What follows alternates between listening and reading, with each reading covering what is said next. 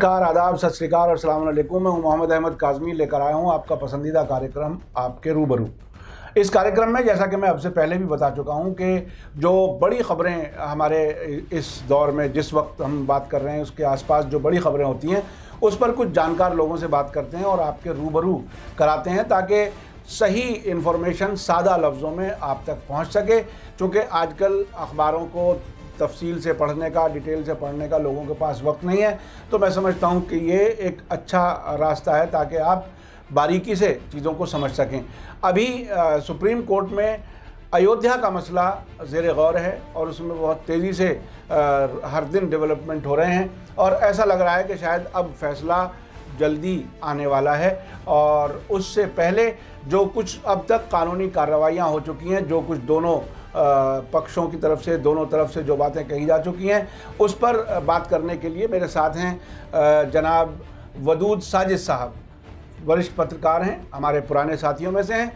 आप कानून की और अदालतों की ख़बरें बहुत ही डिटेल से, तफसील से और दिलचस्पी से पढ़ते हैं और कुछ किसी हद तक कुछ कानूनी मालूमात भी आपकी मुझसे बेहतर है। वदूद साजिद साहब, बताइए कि अब सुप्रीम कोर्ट का में जो सुनवाई हो रही है वो अब किस मरहले में है और क्या नज़र आ रहा है, क्या आगे आने वाले वक्त में क्या होने वाला है इसमें? देखिए, सुप्रीम कोर्ट में जैसा कि आपने ख़ुद बताया कि यौमिया यानी रोज़ समाअत हो रही है, हफ्ते में 5 दिन। तो परसों ख़ुद chief justice of India Ranjan Gogoi ने ये बात साफ तौर पे दोनों फरीक के वकला से कही कि कोशिश कीजिए, सब फरीक कोशिश करें, अदालत भी और बाकी सब, कि 18 अक्टूबर तक ये बयानात, चीरा और गवाहियाँ जो भी कुछ होनी है, आर्गूमेंट्स, इस्तेदलाल, ये 18 अक्टूबर तक पूरे हो जाएं। यानी कि 18 अक्टूबर के बाद कोई समाअत ना हो और 18 अक्टूबर को समाअत मुकम्मल हो जाए दोनों फरीक की जानिब से। एक फरीक समाअत अपनी मुकम्मल कर चुका है, हो सकता है उसको कुछ मौका मिले मुस्लिम फरीक की तरफ से जो नए दलाइल सामने आ रहे हैं उनका जवाब देने के लिए, लेकिन हिंदू फरीक अपने दलाइल पूरे कर चुका है, अपनी बहस पूरी कर चुका है। अब मुस्लिम फरीक अपने दलाइल पेश कर रहा है और बहस कर रहा है। ये बहस याद रखना चाहिए कि इलाहाबाद हाई कोर्ट ने 2010 में जो फ़ैसला दिया था 30 सितंबर 2010 को, और अयोध्या की यानी बाबरी मस्जिद की और उसके अतराफ़ की जो ज़मीन है 2.77 एकड़, उसको 3 हिस्सों में बांट दिया था। तो ये जो सुनवाई और समाअत है, पटिशन है, ये उस फैसले के ख़िलाफ़ है। तो जो गवाहियाँ उस इलाहाबाद हाई कोर्ट में हुई थी, उन्हीं गवाहियों की बुनियाद पर जीरा हो रही है और इस्तिदलाल हो रहा है। तो अब मुस्लिम फ़रीक अपने दलाइल पेश कर रहा है। तो ये वाज़ेह हो गया है कि 18 अक्टूबर तक ये दलाइल पूरे हो जाएंगे, बहस पूरी हो जाएगी। और 17 नवंबर चूँकि chief justice of India Ranjan Gogoi के रिटायरमेंट की तारीख़ है, तो उन्होंने ख़ुद उम्मीद ज़ाहिर की है कि 1 महीने में हम लोग फ़ैसला लिख लेंगे, यानी 5 जज। और हो सकता है 5 अलग अलग लिखें, हो सकता है 3 और 2 लिखें, हो सकता है 5 एक साथ लिखें, उसका कुछ मालूम नहीं है, वो अदालत के ऊपर है। तो 17 नवंबर से पहले यानी 16 नवंबर तक फ़ैसला आने की उम्मीद है। अच्छा, इसमें जो अभी आखिरी दिनों में एक चीज़ और आई कि वो सब आपस में बातचीत कर लो, आपस में मसले को हल कर लो। ये जो इससे पहले एक कमेटी की रिपोर्ट आई थी और उसमें ये कहा गया था कि नहीं, मसला हल नहीं हो सकता आपस की बातचीत से। तो अब क्या सूरत है, ये फिर से ये बात क्यों शुरू की गई? और कुछ ऐसे एलिमेंट्स हैं दोनों तरफ से अलग अलग किस्म के जो शायद भटकाना चाहते हैं अदालत के जो प्रोसेस है। अब ये नई दोबारा बात कैसे शुरू हुई और आखिर इसकी ज़रूरत क्यों पड़ रही है जब अदालत, चीफ जस्टिस ऑफ इंडिया ख़ुद उसको सुन रहे हैं अपने साथी जजों के साथ? आखिर ये क्या है? देखिए, मुख्तसरन इसकी हल्की सी एक तारीख़ पे अगर नज़र डालें तो अंदाज़ा हो जाएगा कि इन मुफाहमती तरीक़ों का या मुफाहमती कोशिशों का कोई फ़ायदा नहीं हुआ। 16वीं सदी में बाबरी मस्जिद तामीर हुई और 1855 में ये पहली बार एक क़ज़िया खड़ा हुआ। तो उस वक्त अंग्रेज़ ने कोशिश करके, मुसालहती तरीक़ा इख्तियार करके ये किया कि बाबरी मस्जिद का जो असल एरिया था वहाँ एक रेलिंग लगा के और उसको महफूज कर दिया और हिंदुओं से कहा कि आपको अगर आपकी आस्था है तो आप इस रेलिंग के उधर खड़े होकर आप अपनी इबादत कर सकते हैं। इसका मतलब यही था कि अंग्रेज़ ने अच्छी तरह से सारे कागजात को छान पटक के देख लिया था और वो मुतमईन था कि ये मिल्कियत जो है वो मुसलमानों की है और ये बाबरी मस्जिद किसी मंदिर को तोड़ के नहीं बनाई गई है। वरना अंग्रेज़ को कोई ज़रूरत नहीं थी मुसलमानों की हिमायत करने की। मुसलमान तो वैसे ही उसकी नज़रों में खटक रहे थे उस वक्त, चूँकि मुसलमान ही थे या उलमाई थे जिन्होंने अंग्रेज़ के ख़िलाफ़ जिहाद का फतवा भी दे दिया था। तो अब मैं आता हूँ यहाँ ये गुफ्तगू की। देखिए, अगर मुसालिहत से और मुफाहमत से ये मसला हल हो सकता तो ये 150 साल से जो लिटिगेशन यानी कानूनी दाव पेच और कशमकश चल रही है ये ना होता। दोनों फरीक एक ही टांगे में बैठ के हिंदू और मुस्लिम फैज़ाबाद आते थे इस मुकदमे की समाअत के लिए। दोनों एक साथ चाय भी पीते थे, लेकिन दोनों ने कभी इस पर कोशिश नहीं की कि ये बातचीत से हल कर लें, चूँकि उनको मालूम था ये बातचीत से हल होने वाला नहीं है। एक फरीक के पास कुछ नहीं है, उसके बावजूद मुतशद्दिद है। एक के फरीक के पास सारी मिल्कियत के तमाम सबूत और शवाहिद हैं और वो मुतशद्दिद नहीं है। तो ये मसला उस तरह हल नहीं हो सकता था। मुसलमानों को हमेशा से ये मौक़िफ़ रहा है कि अदालत जो फ़ैसला करे। तो 1949 में जो मूर्ति रखी गई थी वो इंतहाई भोंडे तरीके से रखी गई, रेलिंग फांग कर, दीवार फांग कर, मुजरिमों की तरह, क्रिमिनल्स की तरह, और उसके सबूत भी हैं। और उसके सबूत भी हैं। तो लेकिन उसके बावजूद 1984 में एक अदालत के ज़रिए, लोकल अदालत के ज़रिए ताला खुल जाता है। तो अगर मुफाहमत हो सकती तो तब होती जिस वक्त इसके असल मुद्दई मौजूद थे और उनमें इतनी गहरी दोस्ती थी जो मैंने आपसे अर्ज़ किया कि एक साथ चाय पीते थे। और वो लोकल इशू था, लोकल इशू था, एक ही टांगे में आते थे। 1984 के बाद राम जन्मभूमि लफ्ज़ पहली मरतबा 1984 में सामने आया। इससे पहले राम जन्मभूमि भी नहीं था। यानी बर्थ प्लेस का उससे पहले कोई झगड़ा नहीं था।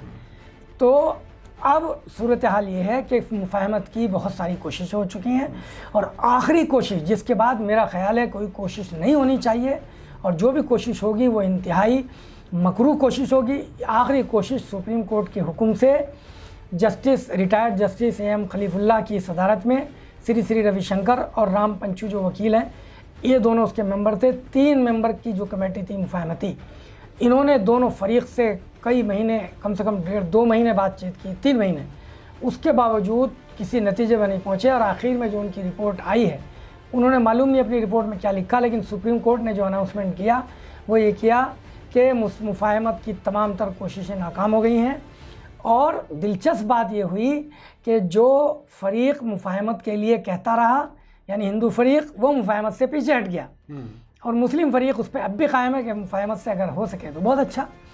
लेकिन इसका मतलब ये है कि एक फरीक के पास कुछ भी नहीं है, वो सिर्फ धौंस से ज़बरदस्ती, फोर्स के ज़रिए और किसी भी तरह से, चाहे ऑर्डिनेंस हो, कैसा भी हो, उसके ज़रिए वो बाबरी मस्जिद की जगह पर कब्ज़ा करना चाहता है।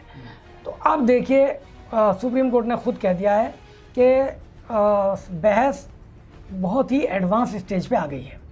यानी एडवांस स्टेज का मतलब है कि अब वो जल्दी ख़त्म करना चाहते हैं उसको, और 18 अक्टूबर डेडलाइन दे दी उन्होंने। एक तरह से 18 अक्टूबर को ख़त्म हो जाएगी। अब नए सिरे से दिलचस्प बात यह है कि अदालत को ये बताया गया कि साहब, और किसने बताया, जो मुफाहमती कमेटी के चेयरमैन रिटायर्ड जस्टिस खलीफुल्लाह साहब ने, कि साहब वो मुफाहमत की दोबारा कोशिश हो रही है, दोनों फरीक चाहते हैं मुफाहमत हो और बातचीत हो, आप इसकी इजाज़त दे दीजिए। तो दोनों फरीक में कौन थे? एक निर्वाणी अखाड़ा, जिसका नाम आपने पहली बार सुना, निर्मोही अखाड़ा तो सुना था, निर्वाणी अखाड़ा पहली बार सुना, और सुन्नी वक्फ बोर्ड। इस नाम पे ज़रूर हैरत हुई थी कि सुन्नी वक्फ बोर्ड के चेयरमैन ने आखिर कैसे ये बात कह दी। चूँकि सुन्नी वक्फ बोर्ड बहुत मजबूती से अपना केस लड़ रहा है और राजीव धवन बग़ैर किसी फ़ीस के, 1 रुपये लिए बग़ैर, इतना शानदार तरीके से मुकदमा लड़ रहे हैं कि तमाम मुस्लिम फ़रीक ने उनमें अपना एतमाद दोबारा ज़ाहिर किया है और कहा कि कोई वकील नहीं बदला जाएगा। जैसे एक र्यूमर उड़ाई गई, एक अफवाह उड़ा दी गई कि एक वकील बदलेंगे, अपना राजीव धवन के ऊपर इत्मीनान नहीं है। तो अल्लाह का शुक्र है, राजीव धवन बहुत अच्छी बहस कर रहे हैं। तो जस्टिस खलीफुल्लाह के इस लेटर पर चीफ जस्टिस ने कहा कि हमें ये मिला है और हमसे इस्तदा की गई है कि मुफाहमत की एक कोशिश का मौका और दिया जाए। तो जस्टिस ने वाज़े कर दिया कि पहले भी कोशिश के लिए मौका दिया गया था जो नाकाम हो गई थी, अब भी हमारी तरफ से कोई पाबंदी नहीं, शराइत जो कि तुम वही रहेंगी, आप गुफ्तगू करना चाहो करो, लेकिन बहस जारी रहेगी और हम अपना फ़ैसला 16 नवंबर तक सुना देंगे। यानी उससे पहले अगर आप कोई फैसला ले लो तो, और ये वाज़े तौर पे कह दिया कि उससे पहले अगर आपकी कोई मुफाहमत हो जाए तो हमें रिटर्न में दे दो, ताकि हम उस पर भी गौर कर लें। वरना अदालत अपना मूड बना चुकी है कि इस पर बहस जारी रहेगी 18 अक्टूबर तक, और 1 महीने के अंदर अंदर फैसला लिख लिया जाएगा। और उम्मीद है कि 16 नवंबर तक चीफ जस्टिस अपने रिटायरमेंट से पहले अच्छा, बातचीत की जो बात होती है, तो ये जो एक दिलचस्प नुक्ता रह गया कि जो जुफर कुरैशी हैं, जुफर फारूकी, जो सुन्नी वक्फ बोर्ड के चेयरमैन हैं, लखनऊ सुन्नी वक्फ बोर्ड के, बताया गया कि उन्होंने एक लेटर लिखा है जस्टिस खलीफुल्लाह को। अब परसों उनकी तरदीद आ गई। उन्होंने कहा कि मैंने ऐसा कोई लेटर ही नहीं लिखा, और हमें राजीव धवन पे एतमाद है, हमें अदालत पे एतमाद है, हम तो अपना केस मजबूती से लड़ रहे हैं। तो पता नहीं ये कहाँ से चल रही है ये कोशिशें। अच्छा, कई बार ऐसा महसूस होता है कि इसको पटरी से उतारने के लिए और बहुत ही इर्रेलेवेंट किस्म के लोग आकर के बीच में इंटरवीन करने की कोशिश करते हैं। वो क्या होता है? क्या कोई सियासत है? कहीं सियासी इशारों से ऐसा कुछ होता है? कभी एक वो शिया वक्फ बोर्ड के नाम सर एक साहब हैं जो आ जाते हैं, अक्सर उन्हीं के लिए काम करते हैं अपने मुकदमों से और अपने बचने के चक्कर में हुकूमत को खुश करने। देखिए, अब यही हो रहा है। मुझे कहने में कोई तरद्दुद नहीं है कि अब सिर्फ 2 तरह के एलिमेंट बाकी रह गए हैं, और 2 ही तरह का तर्ज़ अमल हमारे हुक्मरानों का रह गया है। एक तो ये कि जिसकी बदउनवानियाँ या जिसकी ख़राबियाँ या जिसकी बदमाशियाँ उनके सामने हों, और वो किसी दर्जे में उनके लिए कोई फ़ायदा पहुंचा सकता हो, तो उस पर दबाव डालते हैं कि हम तुझे फंसवा देंगे, तुझे ये काम करना है। तो वसीम रिजवी उसी कैटेगरी में है। बिल्कुल। वसीम रिजवी पर बहुत सारे मुकदमात हैं। तो वसीम रिजवी पर ख़ुद जो हमारी शिया हजरात की कम्युनिटी है, या शिया उलमा, वो तक उससे मुतनफ़िर हैं, और वो तो ये तक कह चुके हैं कि वो मुसलमान ही नहीं है, और उसको अलग कर चुके हैं। ये अल्लाह का शुक्र है, ये बहुत बड़ी बात है। हम अपने शिया हजरात को, शिया उलमा को सलाम करते हैं उनकी। नहीं, वो तो देखिए हुकूमतें जो हैं वो ऐसे लोगों को अपने काम लेती हैं, और किसी को सुन्नी बता करके, किसी को शिया बता करके अपने काम लेने के लिए कुछ लोगों को ले आती हैं। तो उसमें हमें किसी को भी शायद बदजन नहीं होना चाहिए। जी हाँ। और दूसरा जो तरीक़ा है हुकूमत का, और जो दूसरी कैटेगरी रह जाती है, चाहे वो शिया हो सुन्नी हो, वो ये है कि कोई लालच दिया जाए, या लालच से न माने तो धमकी दी जाए कि हम तुम्हें किसी भी मामले में फंसा देंगे। तो अब यही हो रहा है। मुख्तलिफ ज़बानें हैं जो कभी हुक्मरानों के ख़िलाफ़ बोला करती थी, मुसलमानों के हक़ में या मज़लूमों के हक़ में बोला करती थी, तो आज वो ज़बानें खामोश हैं, या तो बोल नहीं रही हैं, या बोल रही हैं तो दूसरी ज़बान बोल रही हैं। तो बहरहाल वो कोशिश हो रही है, लेकिन सुप्रीम कोर्ट पर यह वाज़ेह हो गया है कि अब जो भी कोशिश होगी वो मामले को पटरी से उतारने की होगी। एक बहुत अच्छा, मुझे इस पर याद आ गया, कल जो बहस हुई तो राजीव धवन साहब ने, देखिए मैं एक बात वाज़ेह कर दूं कि अदालतों में बसा औकात ये होता है कि जज हजरात फरीक़ैन से, दोनों पार्टी से, ख़ास तौर पर उस पार्टी से बज़ाहिर जिसका दावा बहुत मजबूत हो और जो लगती हो कि ये सही रास्ते पर है और इसके हक़ में आ सकता है फैसला, बस उस फरीक से बहुत ही रद्दोक़दा, जिरा और बहुत चुन के और बहुत ही सख्त किस्म के और तीर और निश्तर जैसे सवालात अदालत करती है। उससे ये नहीं समझना चाहिए कि अदालत का कोई रवैया गलत है। अदालत चीज़ें निकालना चाहती है, अदालत का तरीक़ा है, फ़ैसला आता है तो कुछ और आता है। तो इसी तरह से अभी 5-6 समातों में कुछ दो जज हजरात की तरफ से कुछ इस तरह के सवालात जस्टिस राजीव धवन से किए जा रहे हैं। जस्टिस राजीव धवन बहुत सीनियर वकील हैं, बहुत ज़ब्त करते हैं, लेकिन कल उनसे ज़ब्त नहीं हुआ। जस्टिस भूषण ने उनसे आते ही सवाल कर दिया और उन्होंने ये कहा कि राम जन्मभूमि का एक ओरल सबूत मिला है। इसका मतलब ये है, दो इसके मतलब हो गए कि एक तो ये कि अभी तक अल्लाह का शुक्र है राम की पैदाइश का, राम की वही उसी जगह पर जहाँ वो मीनार था, गुम्बद था, मस्जिद, उस जगह पर राम की पैदाइश का कोई वैसा सबूत तो नहीं है अदालती, सर्कमस्टेंशियल या कैसा भी। लेकिन जस्टिस अशोक भूषण ने राजीव धवन से कहा कि एक सबूत मिला है, लेकिन वो ओरल सबूत है। वो क्या है कि एक हौसला प्रसाद हैं, उन्होंने ये कहा कि साहब जब मैं 12 साल का था तो अपने चचा के साथ जाता था, माता प्रसाद के साथ, और दर्शन करने, तो 1935 में तो वो बताते थे कि यहाँ राम पैदा हुए थे। तो जस्टिस राजीव धवन ने इसको काउंटर करते हुए कहा कि योर लॉर्डशिप, ये मशकूक है ये क्योंकि जो असल गवाह है जिसका आपने नाम लिया उसको खुद भी मालूम नहीं, वो अपने चचा की बात नकल कर रहा है, तो ये परमिसिबल नहीं है, ये टेस्टिमनी गलत है। और उसके बाद उन्होंने एक बात बहुत वैसी कह दी जो हैरत अंगेज है बहरहाल हमारे लिए। हम तो जज हजरात की तौहीन नहीं कर सकते, लेकिन राजीव धवन ने कहा कि योर लॉर्डशिप, मैं देख रहा हूँ कि कुछ बहुत ज़्यादा एग्रेशन आता जा रहा है लॉर्डशिप के अंदर। तो उस पर फ़ौरन जस्टिस चंद्रचूड़ ने उनको तंबीह की और फ़ौरन उन्होंने माफ़ी भी मांग ली और कहा कि मैं माफ़ी मांगता हूँ। तो ये सब बातें बताने का मकसद ये है कि अदालतों में मामला इस रुख पे जा रहा है। तो अभी आपको क्या लगता है, कोई मतलब मैं एक बात बताऊं अपने व्यूवर्स को कि एक नज़रिया ये भी है कि